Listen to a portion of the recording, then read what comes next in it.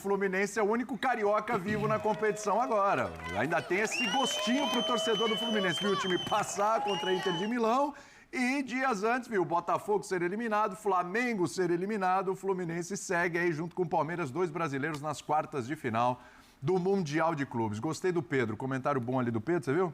Tem futuro ali como comentarista o menino, hein? Foi bem, gostei dele. Vamos analisar esse o flu do Thiago Silva, que deu pique aos 33 do segundo tempo.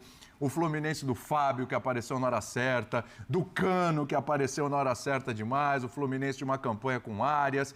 O Fluminense da opção dos 3 zagueiros, com o Renato Gaúcho. Meu Deus do céu, de jogadores que realmente se dedicaram, tiveram um empenho, tiveram uma entrega, um foco 200% no jogo. Claro que a Inter teve seus momentos e tudo, mas um Fluminense que foi assim realmente, do ponto de vista de entrega, de dedicação, o tempo todo e de foco, impecável, hein, Mário Marra? Tudo bem? Tudo bem, William. Prazer estar com você, Calçade, Vitor, Jean, fã de esportes. Foi muito legal. Pensando que o Fluminense, que o Renato entendia o que era o jogo, ele muda a formação do Fluminense, ele faz um meio-campo que ele não tinha feito. Pela primeira vez o Bernal começa uma partida, o Bernal é o mais volantão, né? É o jogador que mais... Só que ele não ficou como um único, né? O Martinelli do lado dele, ele fechou a entrada da área, faz um gol muito no início, numa falha da defesa, um vacilo, alguém tem que ir na bola, e ali para mim não é o zagueiro, porque se a bola bate no zagueiro, mata o Sommer, e ali o Sommer tinha que ter ido na bola, e ele não foi, o Cano foi, e a Inter cria oportunidades, mas o Fluminense também cria. E você não pode tirar a grandeza desse resultado. Tinha um jogo marcado lá. Estava quente, o calendário... Tá, mas os 2 times foram. E o Fluminense venceu por 2-0. Não foi só esse gol lá no início. Então, eu acho que hoje sai muito grande o Renato, pela abordagem do jogo. Sai maior, quase... Assim, não consigo descrever o tamanho do Arias. Porque ele já estava grandão no Mundial. No jogo de hoje, da forma que ele segura a bola, da forma que ele vai irritando tecnicamente os adversários, sai muito grandão o Arias. Gigante. Quem sai grandão também é o Ignacio, hein? Que partida do Ignacio, hein? Pra mim é o melhor. Que incrível, hein, o Jean? Ignacio já tinha ido bem no jogo anterior, que o Thiago Silva não jogou, o Ignacio foi bem. Mas nesse jogo com os 3 zagueiros lá do Thiago Silva, então, gigante. Cara, impressionante. Boa noite pra todo mundo.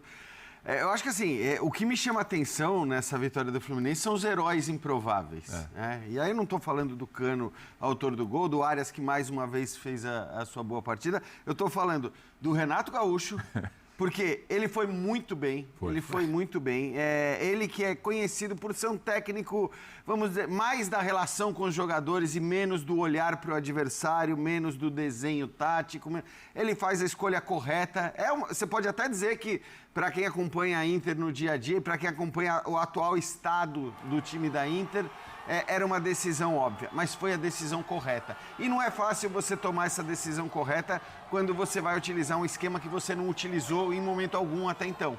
Porque é óbvio que também, se as coisas dessem errado, ia falar, mas não jogou com esse esquema em nenhum momento, e aí... Então, eu acho que na hora que ele escolhe os 3 zagueiros, na hora que ele escolhe fechar os lados do campo para a Inter, que no fim das contas é o que sobrou principalmente para a Inter do ponto de vista ofensivo ali, com o Di Marco de um lado, com o Dumfries do outro, ele vai muito bem, ele foi muito bem. E aí o segundo que eu queria destacar é o Ignacio realmente, porque que partida monstruosa o tempo todo, do começo ao fim. E aí é um herói muito improvável, porque era um cara que talvez não tivesse nem para estar jogando, para ser titular nessa equipe, e ele acaba virando um destaque. Acho que fez uma partida num nível altíssimo, não só técnico, mas de concentração mesmo. Acho que de entrega, do bote no momento certo. Não é fácil você fazer um jogo desse, ainda que a Inter tenha todos os problemas, e depois a gente pode falar dos problemas da Inter, não é fácil você jogar da maneira como ele jogou, como o Fluminense jogou. Então eu acho que eu destacaria estes 2 porque são heróis mais improváveis do que Cano, do que Arias. E Fábio. Eu acho que e o próprio Fábio. E o próprio Thiago Fábio. Silva. Exato. Caras, O Thiago Silva. Esses todos a gente imaginava que poderiam ser destaques do jogo. Mas na hora que você tem o Renato Gaúcho, como um dos destaques. E a hora que você tem o Ignacio como outro dos destaques, eu acho que vale a pena começar o programa falando desses caras, porque, enfim, foi um grande jogo mesmo do Fluminense. De novo, não interessa, eu acho que o estado do outro, ainda assim a diferença é grande, ainda assim, para mim, a Inter era a favorita para o confronto. Sim. Apesar dos 5 desfalques, apesar desse problema físico que vem de muito tempo, eu acho que a Inter era a favorita e o Fluminense jogou para vencer, jogou da maneira que tinha que jogar e acho que tem pouco a... Assim, não existe muito... Você não tem como tirar mérito dessa equipe do Fluminense. Não dá nem para olhar para o roteiro do jogo e dizer mas tomou 2 bolas na trave no final. Tomou, mas podia ter feito o segundo gol no primeiro tempo, podia ter feito o segundo gol num outro lance Essa no pressão no final é normal, que é tomada ainda, lógico, vai acontecer, gente. Acontece com todo mundo. Então foi realmente, acho que um grande jogo do Fluminense. Aliás, o Birner, é uma pressão natural no final. Eu imaginei que essa pressão fosse ser mais contínua durante o jogo. Até quando saiu o gol do Fluminense, não tem hora errada para fazer gol, pelo amor de Deus, né? Mas sai um gol no começo, você fala assim, cara, será que o Fluminense agora vai se fechar lá, vai se trancar lá atrás? Eu falei, pô, mas 80 minutos ainda não é possível. E o Fluminense não se fechou lá atrás. O Fluminense teve uma postura, como a gente falou, foco, concentração, nas horas que precisou defender, mas um Fluminense que buscou o segundo gol, tanto é que ele veio, buscou as oportunidades, buscou o contra-ataque e não ficou fechadinho. Sabe o saber sofrer? Você não precisa passar o jogo inteiro tendo que saber sofrer. Saber sofrer é saber a hora exata de sofrer, que aí era no finalzinho do jogo. O Fluminense soube se impor, sim, em vários momentos da partida. Tudo bem, Birner? Tudo bem, William? Boa noite a você, Jean, Marra, Calçade, aos fãs do esporte. Eu não sei o que o Fluminense poderia ter feito mais do que ele fez no jogo de hoje. E isso, para mim, é uma atuação praticamente irretocável. Porque eu só posso esperar das equipes aquilo que elas realmente podem fazer. E o Fluminense hoje, como disse o Jean, e eu concordo muito com o Jean sobre o Renato, mas muito mesmo. Porque ele trabalha em cima das virtudes da Inter, do que sobrou da Inter de Milão forte ao longo da temporada, que são os lados do campo.